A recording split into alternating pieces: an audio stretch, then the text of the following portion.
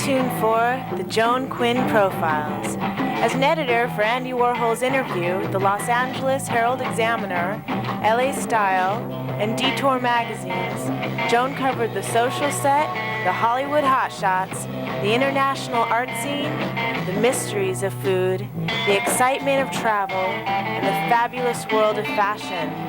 Joan continues to find creative people on the cutting edge who make things happen. Here's Joan Yeghiayan Quinn. Hi, I'm Joan Quinn, and welcome to the Joan Quinn Profiles. Waiting to be profiled are actress Lori Yeghiayan and puppet designer, playwright Leslie Gray. Actress, performer Lori Yeghiayan was born and raised in West Los Angeles. She started performing as a teenager in productions at Paul Revere Junior High School and Palisades High School. She earned a BA in theater from University of California, San Diego, and she went on to train at in Oxford at the British American Drama Academy. You've seen her in film, on TV, but especially on the stage. You seem to like the stage, Lori. I do. That's definitely my first love. And why? You know, I think it's how I first got captivated by storytelling as an actor, is watching people on stage. I can remember actually the play, one of my first plays that I ever saw was called The Member of the Wedding, which is a Carson McCullers play. Right. And I was probably about the same age as the main character, who's a little girl. And I just couldn't believe that there was this story happening before my eyes about, gosh, someone like me. So it captivated you. Absolutely, I thought it was magic. When you went to do your British training, and you had done a lot of training at UCSD, Yep. because you were in the master's program, which is where you earned your Master of Fine Arts, right? Right. In voice, speech, what else? Singing, drama. They gave all those things for the master's degree. It's a very rigorous training. How did that compare with the British Academy? Well, you know, I think the British Academy, the British American Drama Academy, where I went for it was a summer program, is much shorter, obviously. They sort of touch on similar things, speech and diction, voice, classical text. But the master's program is just is a longer process. You really get to go in depth with all those things. And who do they bring in to teach? Do you have professionals? At the British American Drama Academy? Both places. There are at UCSD, really they're active professionals. They're mostly in theater. We had a wonderful classical actor who was our Shakespeare teacher, who one of his ways of introducing us to the language, to the iambic pentameter, which is what Shakespeare writes in, is to have us write sonnets. So we wrote like a sonnet a week, which really was great training to kind of get inside what how the poetry expresses feeling. Then you can understand how they're writing too, right? I think you can once you've heard it. So you learned how to dance, sing. Sing, definitely. We had one-on-one singing lessons. It was fantastic. I feel like I appreciated it at the time, but even now when I look back on it, what a gift, really. So from there, from your Master in Fine Arts, did you go right to Moving Parts, which is a theater company? Well, came to Los Angeles after that. Oh, did you live in San Diego? Because I was living in San Diego. And I think it took me about a year and a half to sort of find Moving Arts, for us to find each other. What'd you do in the meantime? Do you send your picture out? Do you send your resume? Oh yeah, it's a lot of that. Do you get an agent? How do you get an agent? Most times when I hear stories about how people got agents, it's similar to mine, which is, you can take this sort of direct route where you send stuff out and you make the calls and you send your postcards, but usually it just sort of happens. And that's what happened. You're just kind of, they're in the audience because their friend is there in the play or something. And so it's good to work. Yeah. All the time. That's the vote for working, getting yourself out there. So then how did you find Moving Arts? Because since you love theater, you have to be connected, you should be connected with a company, right? Definitely, it keeps you in practice, huge difference when you're going out to audition for TV and film. If you're acting, at night, you're kind of just in the zone. You're in the place to really, you're kind of at your peak of performance rather than kind of being cold. Moving Arts, I saw a ad in Backstage West They do all new plays. Oh, each one does something different then, each theater company. Exactly, and I love classical theater, but I equally love working on new plays. I just think that's such an important thing to kind of lend my talents to. And then what do you do as being part of a theater company? Everything or just the acting? Well, do you do lights? Do you do... well, we definitely do. We have our sort of jobs of like taking care of the theater, and it's definitely, you know, a kind of cooperative feeling. Is it like that? Yeah, which I think helps you have even more sort of ownership in it, because it's really your company. You're not just like sort of hired to play a part, but it's something you take pride in, you know, that the theater is clean and looks good. That's and all right. that. So how do you find new playwrights? Do you all go out and look, or is the artistic director do it? Or? Probably a number of ways. Moving Arts, I think at this point, they've been around for 15 years, possibly more than that.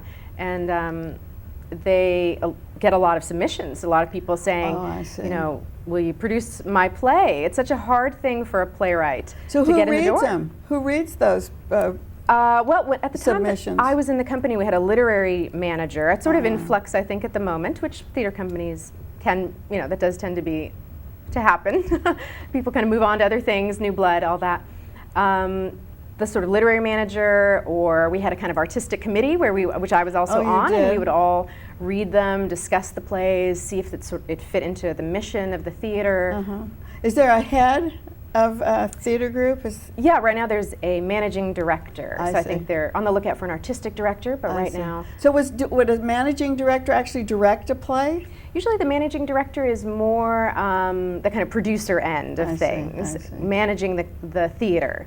So talking about new plays, you're doing a new play, Song of Extinction. I'm going to hold this up so you can see it. And it's by E.M. Lewis. Tell us about her.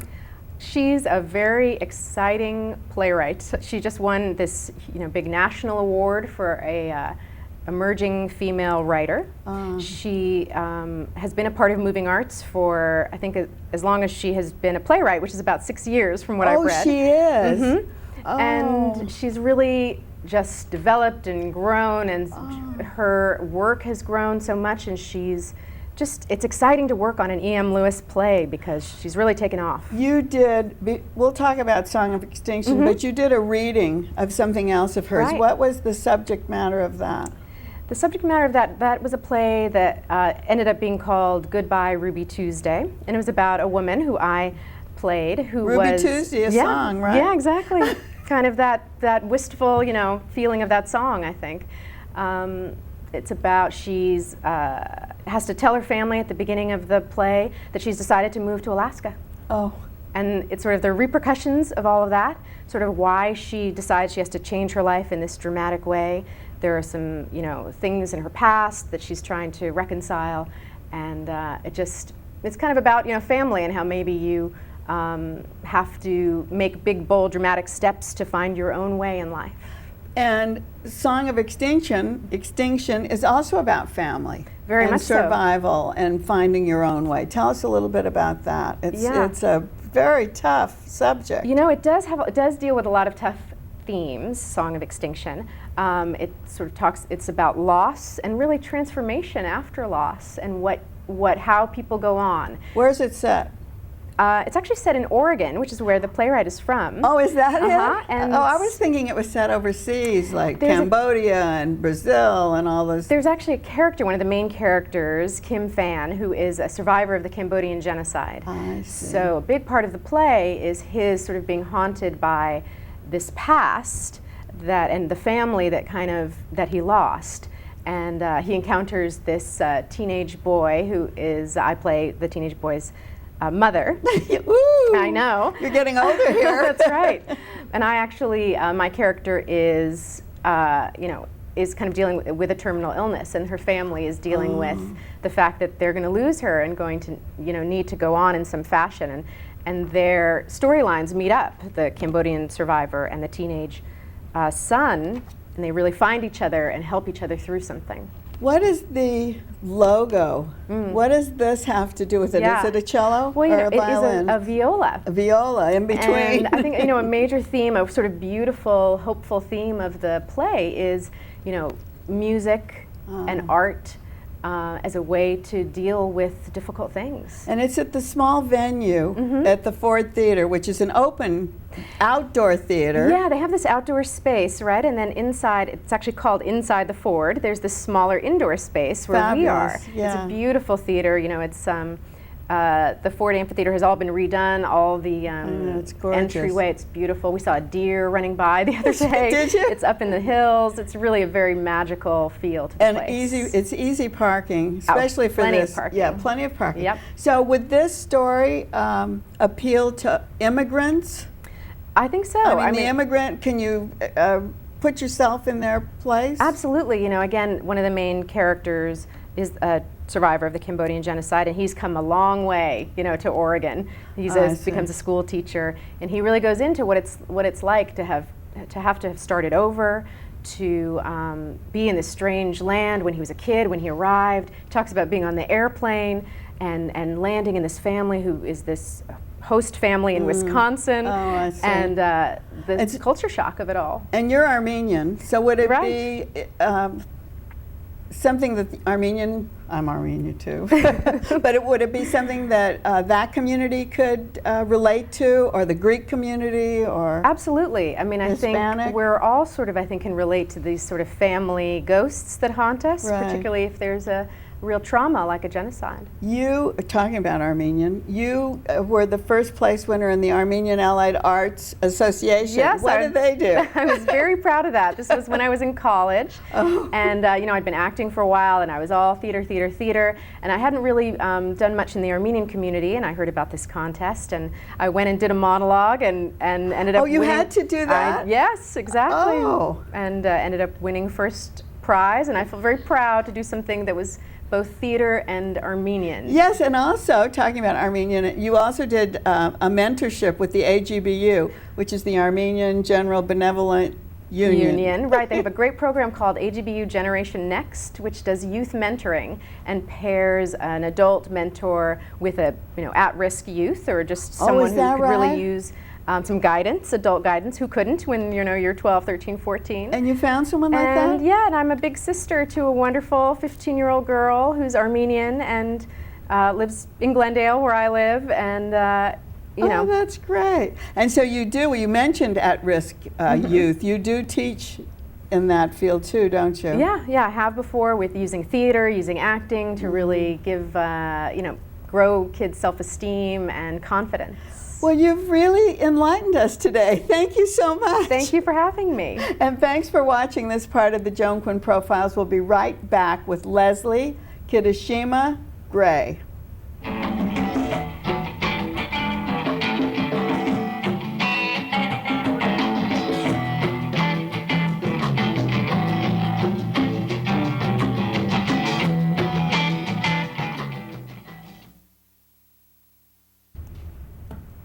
Hi, I'm Joan Quinn, and welcome back to the Joan Quinn Profiles.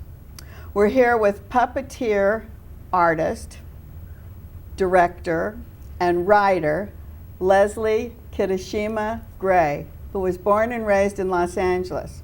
After graduating from University High School, she earned a Bachelor of Arts in Theater Arts and a Master's in Theater Arts also, but adding special education and deaf education at UCLA. She studied in London at the university's summer program of 20th century British drama, and Leslie's written fiction and poetry, as well as being a part-time visual artist. Talk about this puppet, this thing that you're in. You won an award from LA Weekly. Yes, for a puppet design I did for Circle X's production of Grendel.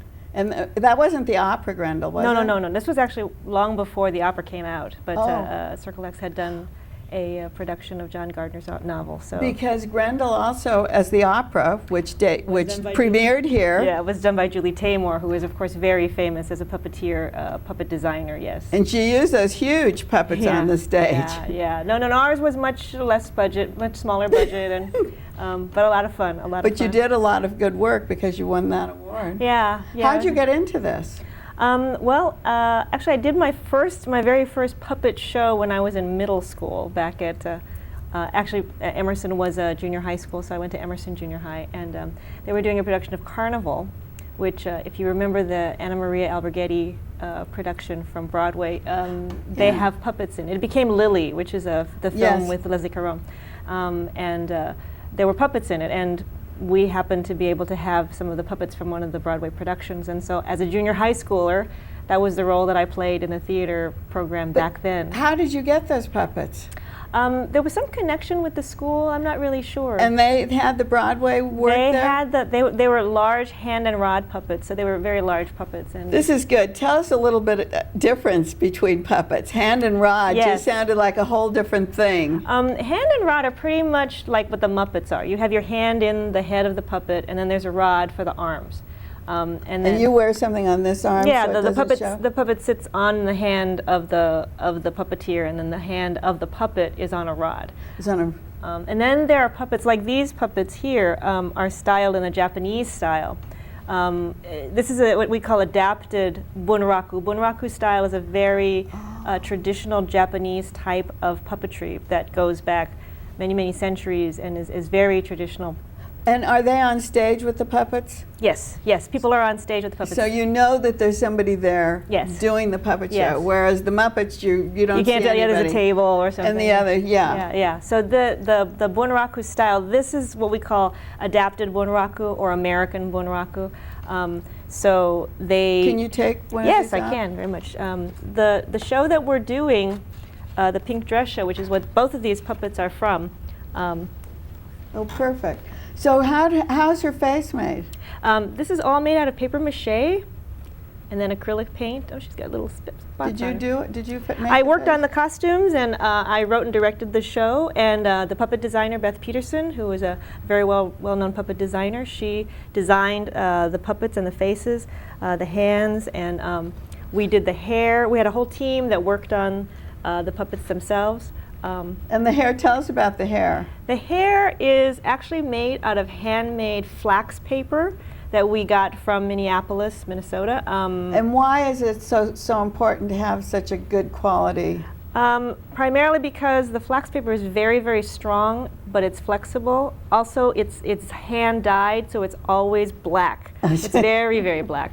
In a lot of traditional Japanese doll making, they have paper hair, and oftentimes if you see marionettes or other kinds of more Western style puppets, the hair is kind of flyaway because it's hair, right? And the puppet doesn't know how to like comb its own hair. So hair has always been one of those kind of pet peeves of mine, and this type of design is something that we really like. You're hanging on to something. Can you show the back of it for us? This is the rod that goes into her head, and again, this is an adapted bunraku. So the original bunraku puppets in Japanese style would have, you would put your hand in the body, and then there would be a mechanism. Would it be this size? They're usually about 3 feet. They're not full. small. No, they're large. They're pretty large. But like I said, this one's a little bit like. And then who talks with her? And where does she? Oh, she has a rod on her arm. She has a rod on her arm because again, she's like. Do you actually perform with her? Who does the voice? I do all the voices in the show. Yes, I play all of the characters. So let's talk about this show. This show is the Pink Dress. The Pink Dress, right? Yes. And she's from the Pink Dress. Yes. This is our flyer, and it's showing. Where is it playing? It's going to be playing for one weekend. It's going to be first on December 6th. This is all for Pearl Harbor Remembrance Weekend. So on December 6th, it's playing at the Japanese American National Museum in downtown Los Angeles. And then on the 7th, which is actually Pearl Harbor Day, we're moving down the street to Centenary United Methodist Church, which is right down the street from Janum. I see. Okay, so tell us about shows. What would she say? And how do you hide her? We don't hide her. You just stand next to her? We just stand next to her. Just all the like puppeteers the are in Broadway black. play. The puppeteers are all in black. Well, not exactly like Avenue Q, but slightly, yes. But the puppeteers are all in black. Avenue Q, right? They carried their puppets. They carry their puppets, but they don't have black hoods. They're people talking. Yeah, You have a black hood. We will have a black hood. I actually don't. Oops, I keep touching my microphone. I don't have a black hood. I'm actually on the side doing the sound effects, and we do live sound effects for the show. And what would they be? You do things like chimes and you know, horns and different things. So I do that while the puppets are acting on the stage. And when she's acting, do you talk for her? The voice is me. The voice is me talking for her. But she doesn't have a mouth that moves, obviously. So what does she say? She says things like, how long do you think we'll be in camp? That kind of thing. And she's, this is a play about the internment. Yeah, it's actually based on my mother's actual experience being in the Japanese American internment. And they were here. My mother was born and raised in Los Angeles, and during the war, her family was evacuated and moved first to Santa Anita Racetrack, which was a. Can you imagine? Yeah, it was horrible. It was really a horrible experience. And then they were shipped out to the middle of Colorado near the Kansas border. There was a film on that I saw, and I forget who made it, but it was really interesting because they had the children involved in the schools, and then the propaganda that went with it. Actually, about 25%, a quarter of the people that were interned were under 12. Is that right? Were children. There were people that were basically citizens already. I was going to say people like your mom, who was born and raised totally here. A citizen, yeah. And a highly unlikely spy. My mother at 12, you know, maybe a vandal, but not a spy. So you are working at the Japanese American National Museum. Museum, but you also work with the East-West Players. Tell us a little bit about that. I actually don't work with East-West Players anymore. I used to. But you used to, yeah, a long time ago. And the Asian American Playwrights Association, are you involved in that at all? A lot of the Asian American community, of course, knows each other. Oh, in that respect. We all know each other in various forms. But I run my own theater company, Triumvirate Pie Theater, which is the company that's producing this. That is the company. Yeah, that's my own company. And what does it mean, Triumvirate PI? Triumvirate Pie, Tri-Pie. We are a multiracial, multi-ethnic group. We do new work. We also include puppetry in a lot of our pieces, although we do actor pieces as well, actor-based pieces. Do you write to put those puppets in? Do you try to find places to put them in? Yeah, a lot of times. So is that what's part of your playwriting and part of your directing, if you'll tell the person what to do? Yeah, I think because we are puppeteers, or because I am a puppeteer as well, I think I often can see where puppets can bring something more to life and have it be more multidimensional than Can they speak more honestly than you can have an actor speak, do you think? It depends. It depends sometimes. Sometimes they're actually a little bit more cooperative than actors can be. Well, you talk about multimedia, and you just were in Montevideo, Uruguay. Yes, I was, yes. And are you working on something with them? Yes, actually, I'm doing a collaborative installation at the National Museum of Visual Arts there in Montevideo. A friend of mine who is a visual artist from Uruguay named Cecilia Matos, she and I are doing an installation that will be going up in May of this upcoming year. At that museum, and it includes puppets. Will it? Yeah, are they South American puppets? What do they look like? It's actually interesting. This particular piece. Do you want to put her down? Yeah, I will put it. This piece is called, the piece that I'm working on with Cecilia is called Naufrago, which means a castaway in Spanish, and basically it's kind of it's a visual arts piece, so it's not really a theater piece, but it's sort of looking at your feelings of being like a castaway in a new culture, in a new land. Can that move to other cities? We're hoping to be able to bring it to Los Angeles because it is a joint cooperative piece between me and my friend, the Uruguayan artist. So. And Uruguay is so close to Argentina. It's right in between Argentina and Brazil. Could it go to Buenos Aires? Possibly. Cecilia has a lot of connections in Buenos Aires, so possibly. We're just kind of working on getting it all together for May. So the show, when you take these puppets, are all different kind of immigrant experiences, because you were in India too. Actually, this particular show is just about the Japanese American internment. Yes, but then you do another show, or this multimedia thing is more about South American. The show that I'm taking a show to India. Let's talk about that. That's what I was getting at. That I'm going to be going in January. That they have an international puppetry festival every year in India. I think it's every year, called the Ishara Festival. And so a friend of mine who is from India, an Indian puppeteer named Anurupa Roy, she invited me and this other collaborator, a friend of mine, to go and come and see the festival and spend some time with her. She had come here and she was at UCLA for a little bit teaching puppetry there.